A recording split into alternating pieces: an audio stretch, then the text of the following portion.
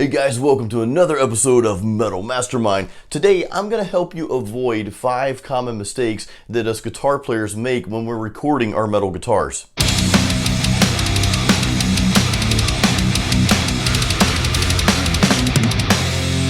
The first and probably the greatest mistake that us guitar players make when recording our guitars, when trying to get that recorded tone, because remember that's what we're after, is using too much gain. It makes sense when you're practicing or when you're like here in the studio like this, just jamming. Yeah, you want to crank the gain up because that sounds great, but the problem with that is once you put that recorded tone into the mix, it tends to cause a lot of muddiness and you're not going to be able to hear those notes being pronounced as well. And a lot of us record at least 2 rhythm tracks. I know some of you layer even more tracks on top of that. So the more gain you have, the more tendency for a muddy mix you're going to have as well once you combine it with everything else going on in all the instruments. So a tip for you, and this is just a really good starting point, try dialing your gain back between 6 and 7. I've kind of found that to be that magical unicorn sweet spot for gain when you're recording your guitars. Again, this is for recording, not necessarily when you're just jamming in your room. So yeah, just try dialing your gain back anywhere between 6 and 7. Start there. I'm not saying that's going to be perfect for you. That's just what works for me.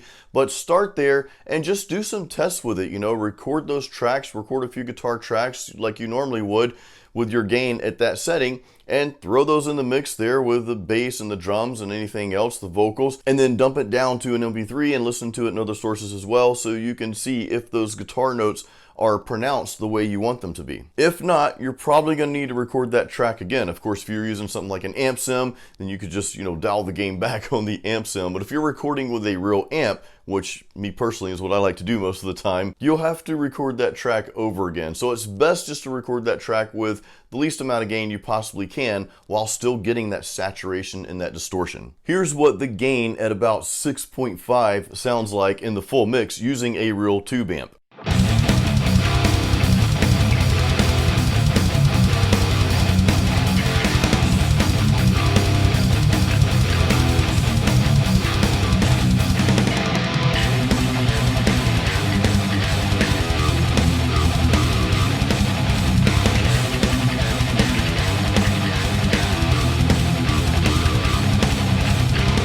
Mistake number 2 happens around the EQ area. So you've got your gain set now, but now we need to deal with the bass, mids, and treble. And the biggest problem that guitar players have here is recording their guitar track with too much bass, too much bottom end.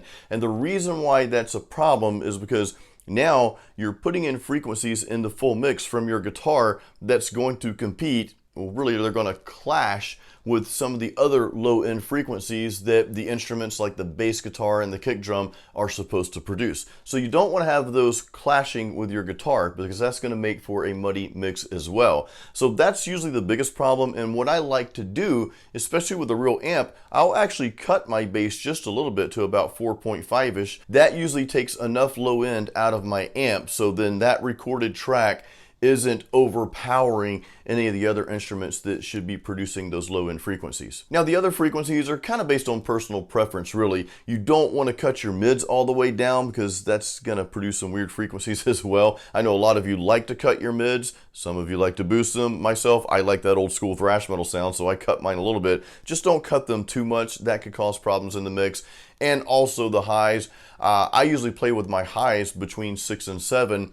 You probably don't want to go beyond that because when you do that, you're going to be producing high-end frequencies that could compete with the frequencies coming from maybe the cymbals or even some of the vocals. Sometimes those high-end frequencies on guitar kind of clash with those other things going on in the mix. So a good rule of thumb when it comes to EQ when you're recording, especially with a real amp, because again, when you're using amp sims, you can just go change it in the software program there. But when you're recording with a real amp, you can't go back and change those, and the idea here is to reduce the amount of post-processing that you have to do because that will take away from that original tone. So what I've found that works best is just using modest settings. I'll go through these real quick, what I use, and it can be a starting point for you. Again, my bass is about 4.5. My mids, I like to cut them. I'll cut them down to about 3.5 to 4. For your treble, I have my treble anywhere between 6 and 7. And the presence, some of you have amps that have presence on there. For the particular amp I'm using now, which is the EVH51 53 amp, I actually cut my presence a little to about 4. I know on other amps you might want to boost it. That's just kind of a personal preference thing. But the point I'm making here is you should probably stay away from any crazy settings, like don't boost something all the way and don't cut something all the way. And again, watch that bass knob. You might actually want to cut that a little bit as well. Mistake number 3 when recording your guitar tone. I am emphasizing here your guitar tone because this is the mistake that a lot of people make. They go after someone else's tone. What I really want you to do is focus on your tone. Don't worry about so much trying to mimic Killswitch Engage or Amon Amarth or Arch Enemy or Megadeth or Metallica or any of those. And the reason I say that is because you're not going to get their tone just using your amp or just using your amp sim, because there's so much more that goes on behind the scenes in the studio after the fact, after the guitar tracks are recorded, to get the sound that they're getting.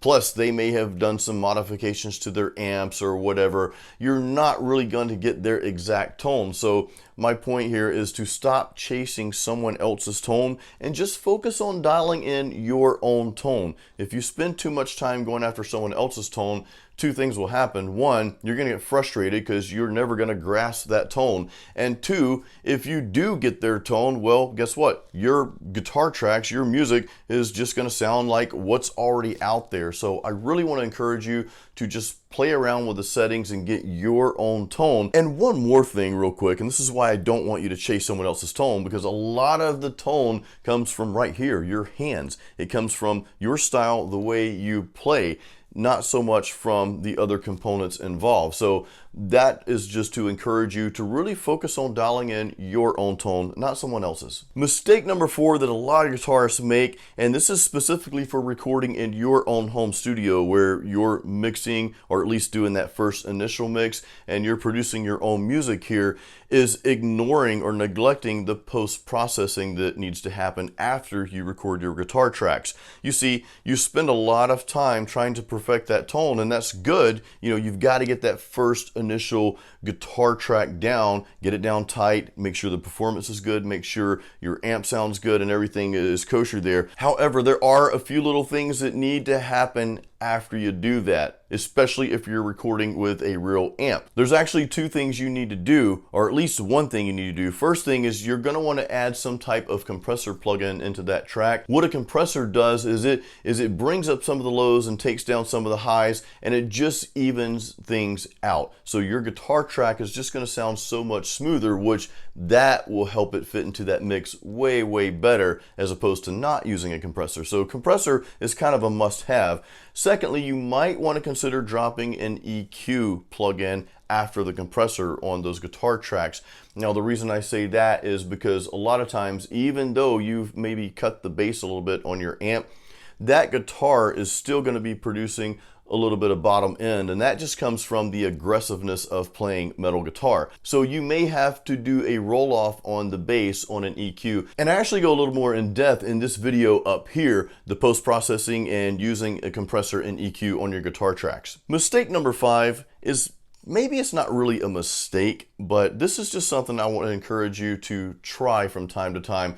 But the mistake that I'm going to point out here is always relying on amp sims and plugins. I really encourage you guys to, at least for some of your tracks and maybe just for the rhythm tracks, is to record with a real amp. Even if you are in a small home studio, there are a lot of amps so you can actually record at lower volumes. But even if you have like an old school amp, like a Mesa or PV5150 that you've just got to crank up to get that tone, there are devices out there that you can still get those tones and record those at lower volumes, like 2 Notes Torpedo. That's one of them. These are just cabinet emulators. But I just want to encourage you to try recording with hardware and not recording with the amp sims, the software, all the time, because there's just a certain sound you get from amp sims, even the greatest of them, that when you compare those to a real guitar amp, I don't know, man, it's just the real guitar amp always wins. And that's just my opinion. It's just something that I want to encourage you to do. Like I said, I know it's not feasible for all of us to just crank up a half stack, but again, there are other options out there where you can still use your amp. So I would encourage you to research those and try recording at least some of your tracks using a real amp. I'll give you a quick little comparison here. So this is actually with one of the premium amp sims.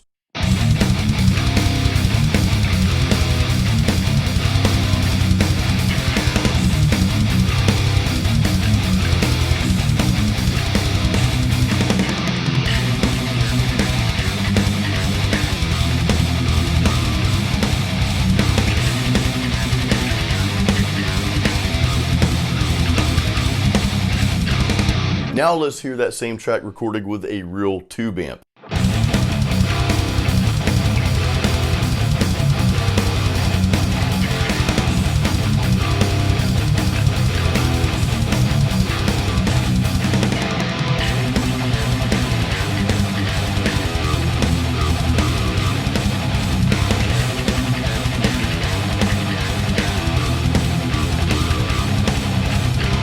Guys, if you haven't got this yet, be sure to download our free home studio setup guide. There's a link in this YouTube video. Just go there, click on that, and we'll send that guide to you right away. And even if you have your studio set up already, I still encourage you to download the guide because there's going to be some things in there that you may learn that you didn't know. And our goal here on Metal Mastermind is just simply to help you every way that we possibly can. So guys, thank you so much for watching this video. Please give it a thumbs up and also make sure you're subscribed. Ken Candelas and I, he's also the co-owner of Metal Mastermind here with me, we're always cranking out awesome content for you. Again, our goal is just to help you as metal musicians. Until next time, horns up.